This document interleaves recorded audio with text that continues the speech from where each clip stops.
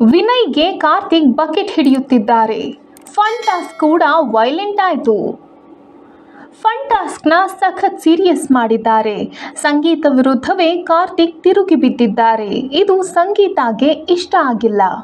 Big ಬಾಸ್ನಲ್ಲಿ ಈ ವಾರ fun task ನೀಡಲಾಗಿದೆ. ಇಡೀ ಮನೆ ಪ್ರಾಥಮಿಕ ಶಾಲೆಯಾಗಿ ಬದಲಾಗಿದೆ.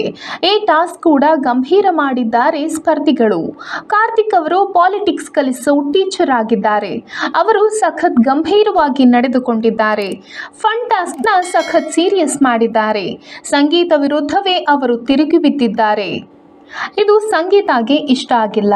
ವಿನಯ್ಗೆ ಕಾರ್ತಿಕ್ ಬಕೆಟ್ ಹಿಡಿಯುತ್ತಿದ್ದಾನೆ ಎಂದು ಪ್ರತಾಪ್ ಜೊತೆ ಸಂಗೀತ ಹೇಳಿದ್ದಾರೆ. ಸದ್ಯ ಈ ಪ್ರೋಮೋ ವೈರಲ್ ಆಗಿದ್ದು, ಕಲರ್ಸ್ ಕನ್ನಡ ಹಾಗೂ ಜಿಯೋ ಸಿನಿಮಾದಲ್ಲಿ ಈ ಎಪಿಸೋಡ್ ಇಂದು ಪ್ರಸಾರವಾಗಲಿದೆ.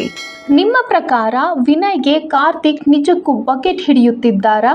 ನಿಮ್ಮ ಅನಿಸಿಕೆಗಳನ್ನು ಕಮೆಂಟ್ ಬಾಕ್ಸ್ನಲ್ಲಿ ತಿಳಿಸಿ. Thanks for watching.